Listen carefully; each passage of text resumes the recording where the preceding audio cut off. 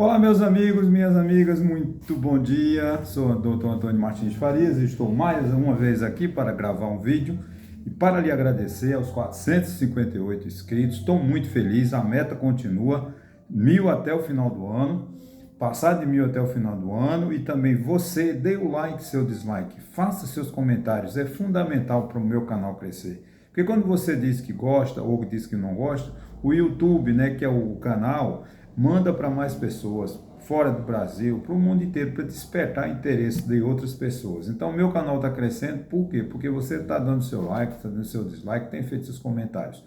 Mas eu vejo pouca gente dar o like ainda está muito baixo. Eu queria mais que vocês não se incomodem. Se não gostar, não me ofende dizer que não gostou. A única coisa que me entristece são os comentários agressivos, né? Comentários de pessoas mal educadas que não respeitam o ser humano. Eles não têm. Eu respeito a dignidade da pessoa, não xingar a pessoa, não desmerecer a pessoa, não desvalorizar o ser humano. Muito pelo contrário, a gente tem que trabalhar para deixar o ser humano cada vez mais importante na nossa vida. Quanto aí, esses comentários me entristecem e eu geralmente os excluo, porque eu não quero que outras pessoas aprendam o que não presta. A gente deve aprender o que é bom. Bom, sempre deixo aqui o meu canal, o meu telefone, meu e-mail, caso queiram entrar em contato comigo, fiquem à vontade. Hoje o meu tema, como de quarta-feira, foi pouco visualizado. Quarta-feira apenas 25 pessoas viram, é muito baixo, está na média de 100, 100 e pouco, 70, 100, mas talvez pelo tema, talvez pelo título. Hoje, do mesmo modo, o título não é muito não chamará a sua atenção. Mas eu não posso fugir do meu ponto, vamos dizer assim, das minhas ideias, né? De pensar o Brasil de uma forma diferente, uma forma sair da política do dia a dia. É claro que não tem como eu evitar a crítica ao Lula, ao Bolsonaro, porque é um agente político, são agentes políticos e a gente precisa dimensioná-los.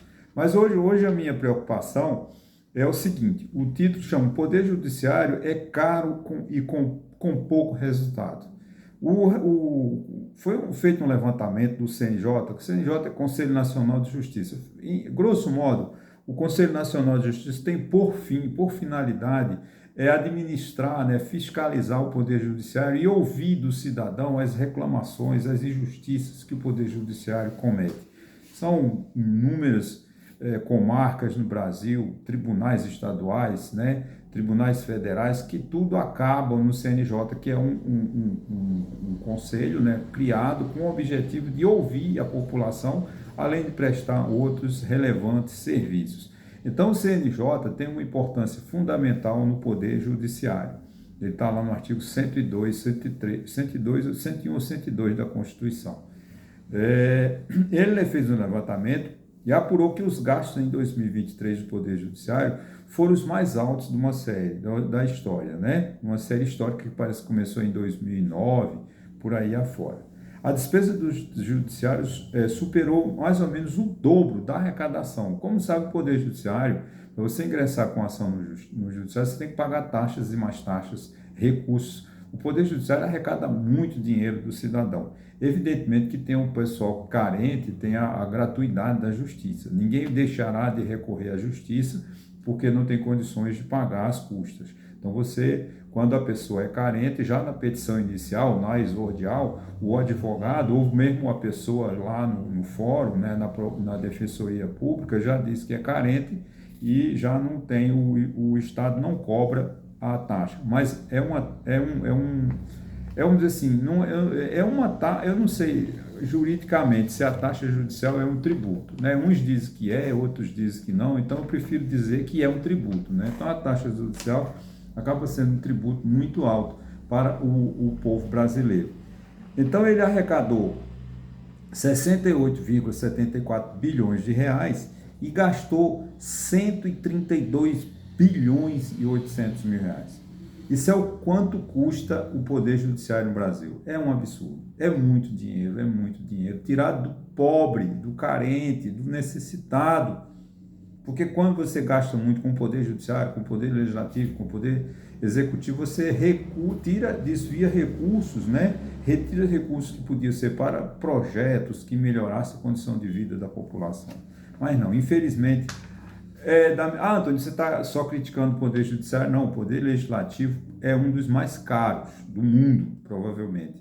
Muito gasto, eu só não tenho esses dados ainda, mas posso afirmar que o Poder Legislativo é um dos mais caros do mundo. As mordomias que se paga para senadores e deputados é uma vergonha. Infelizmente, é uma vergonha. Né?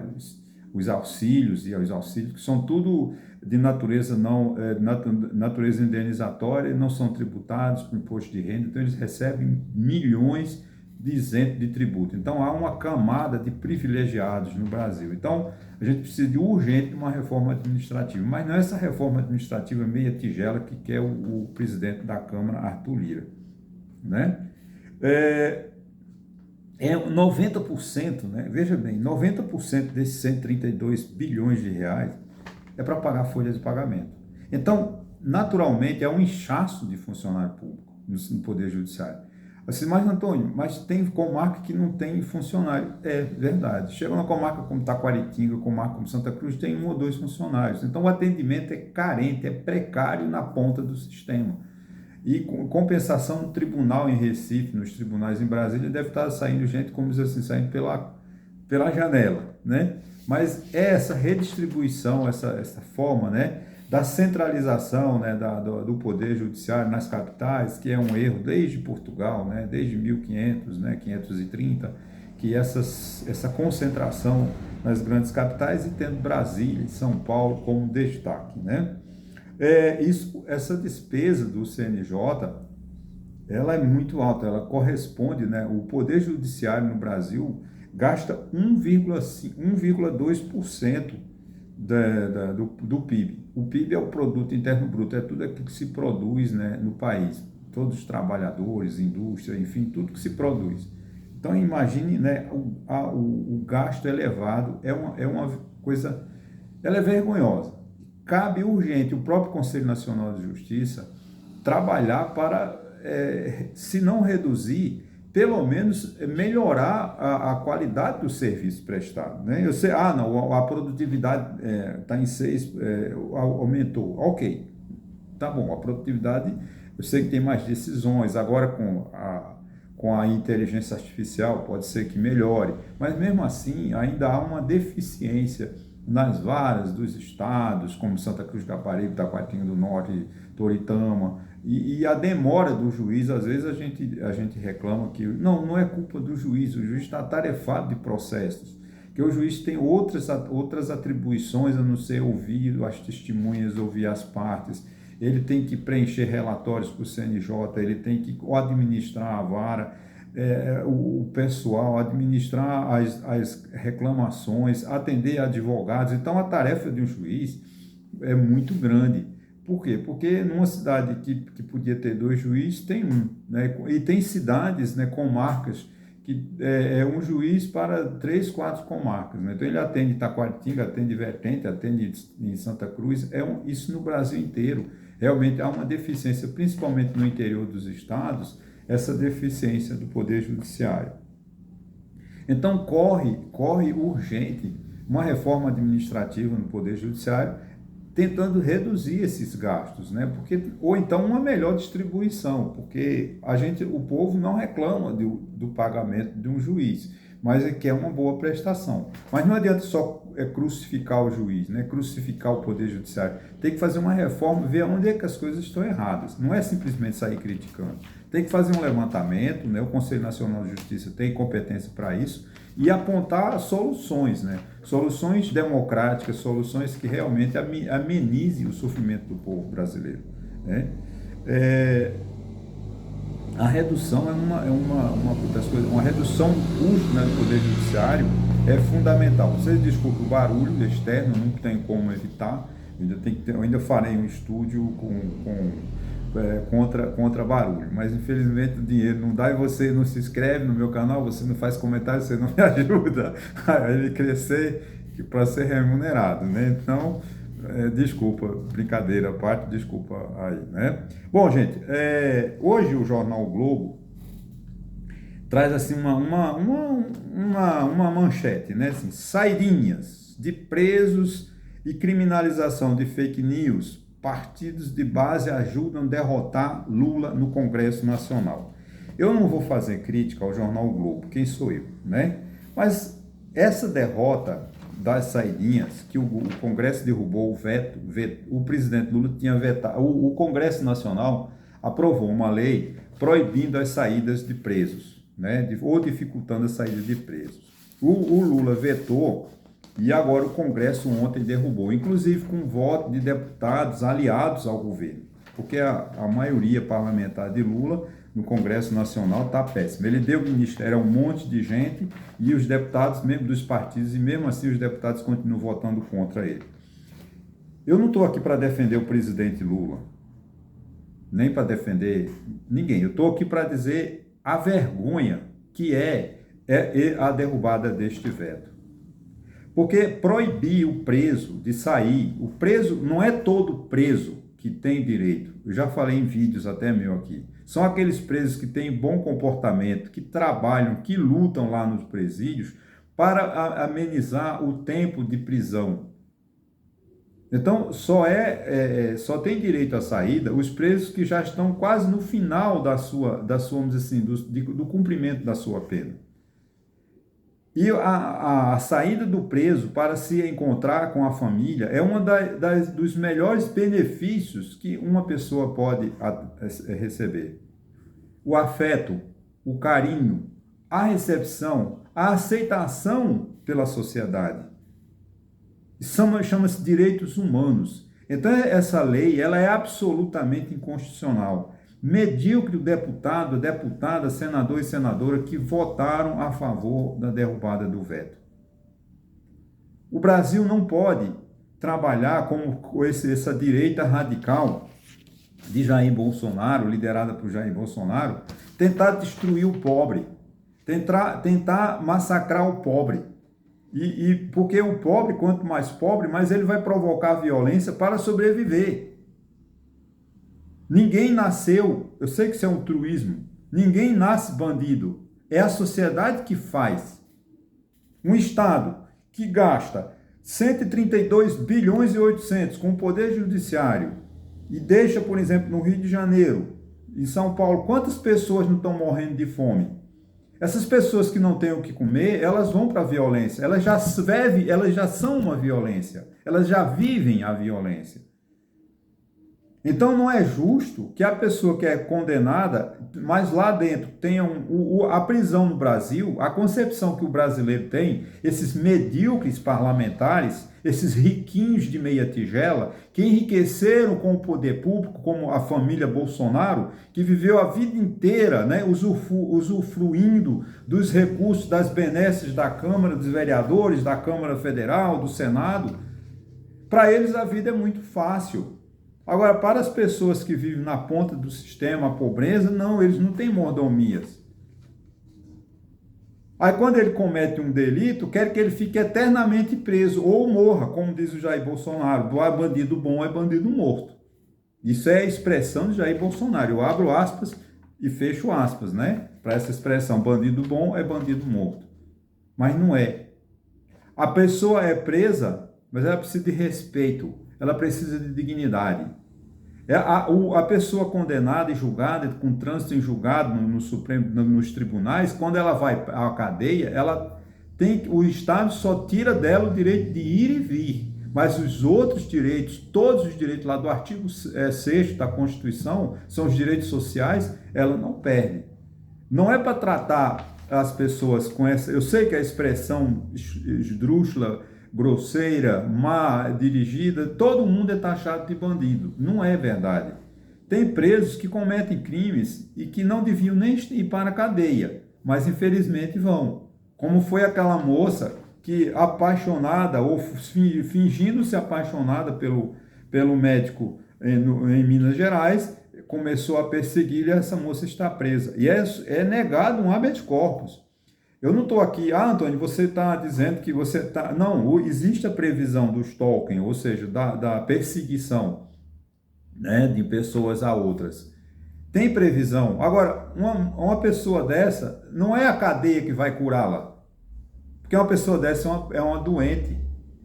ela tem problemas psicológicos, ela tem problemas psiquiátricos que competem ao próprio corpo forense, né, de psiquiatras e psicólogos, fazer um exame, avaliar essa pessoa e dizer, não, ela não pode ser presa, porque ela tem que ser curada e não ser presa. Ela vai ser presa, continua doente. Quando ela cumprir a pena dela, ela volta novamente para o mundo e vai continuar seu crime, porque ela não foi curada. O que nós temos que parar de achar que cadeia é uma forma de vingança.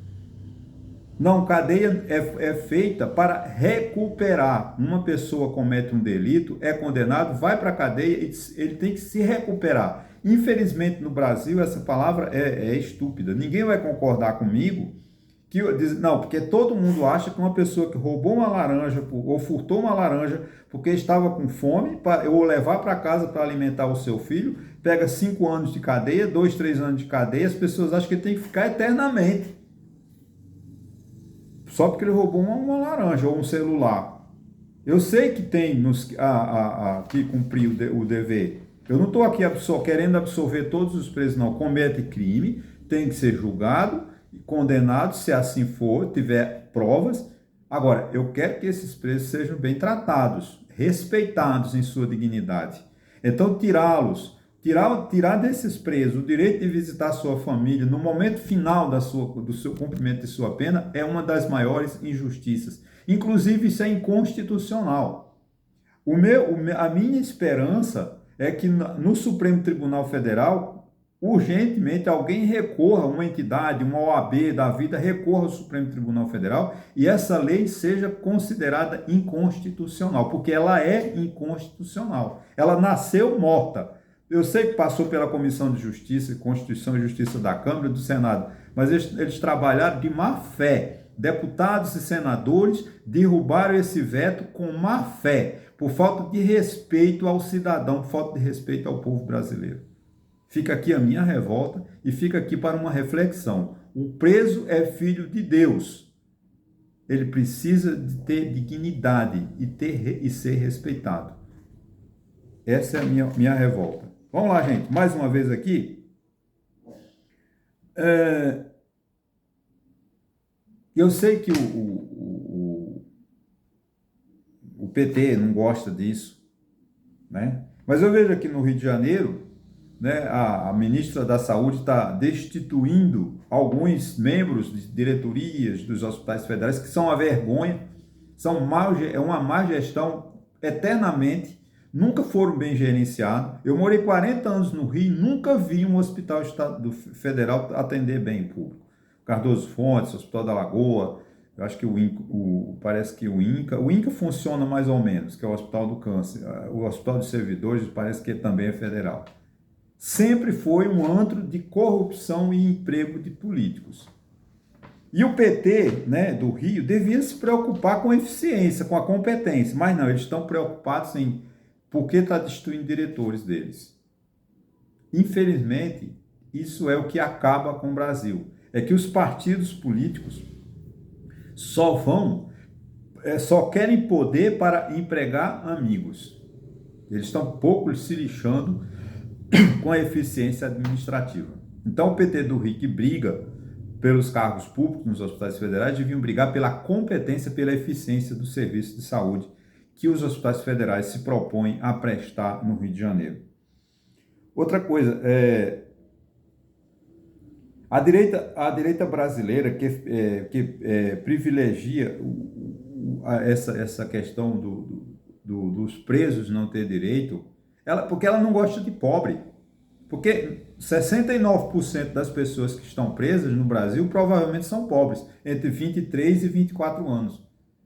Tem mais de 250, 300 mil pessoas que não foram julgadas. Então, quem defendeu a proibição da saída de preso são pessoas que não gostam de pobre. Então, esse ano que tem eleição municipal, se você vê algum candidato que votou ou defendeu a manutenção, a proibição da saída de banco, não vote nele não, porque ele não gosta de você.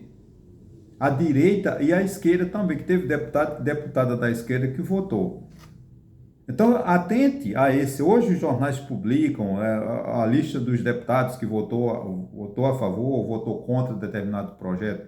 Anote o nome dele, não vote, porque ele não merece o seu voto, ele não gosta de pobre, ele gosta de mordomia, como é o caso dessas diretorias, que hoje, por exemplo, estava lendo que, vamos lá aqui, que o presidente Lula parece que empregou, né, 4 ministros no Conselho Administrativo da Itaipu Binacional. Gente, com todo respeito ao presidente Lula, eu sei que ele é um líder político, carismático, não se pode falar mal de Lula, porque todo mundo fica ofendido, mas o ministro já ganha bem. Aí ele ainda tem mais uma remuneração no Conselho de Itaipu. Isso é uma vergonha. Né? Não pode. O ministro, ele é conselheiro de Itaipu, conselheiro da Petrobras. Já me imaginou quanto esse ministro não recebe por mês? Enquanto o pobre está morrendo de fome. Como eu vi hoje numa matéria do Globo, né, que 500 mil pessoas no Rio de Janeiro só comem talvez uma vez por dia. É por isso que não tem comida para todo mundo, porque você pega um ministro da Fazenda, um ministro do Planejamento, ministro do Turismo e emprega ele ainda, além de ser ministro, ainda vai ser conselheiro de estatais. Por isso que no meu vídeo que eu falei das 88 estatais, a gente tem que acabar com elas, para acabar com esses privilégios. Lamentavelmente, é vergonhoso, né? Você ter estatais para deixar os ministros, os políticos cada vez mais ricos e os pobres cada vez mais pobres. Bom, uma pesquisa também hoje também divulgada pelo Jornal Globo, diz que 57% das pessoas estão achando que o Brasil está no caminho errado. Eu não li a pesquisa e não tem como avaliar, mas eu concordo em parte. O Brasil está assim, porque ninguém está administrando o Brasil a longo prazo. As pessoas estão administrando o Brasil visando o seu bem-estar, visando o seu governo, visando só o momento hoje. Ninguém está se preocupando com amanhã. Tomara agora que nessa recuperação do Rio Grande do Sul, que as pessoas imaginem que o Brasil precisa ser governado para o futuro. E não é o governo Lula que vai fazer o Brasil, mas o Estado brasileiro que vai construir a nossa nação. O governo do Lula passa, como passou o governo do Bolsonaro, como passou o governo do Fernando Henrique. Então a gente precisa de ter essa responsabilidade, pensar esse país de uma forma mais correta, de uma forma mais coerente, de uma forma mais honesta, de uma forma mais transparente. Ok, meus irmãos? Olha, muito obrigado. Não se esqueça de dar o seu like, seu dislike e faça os seus comentários. Ok? Muito obrigado e até a próxima.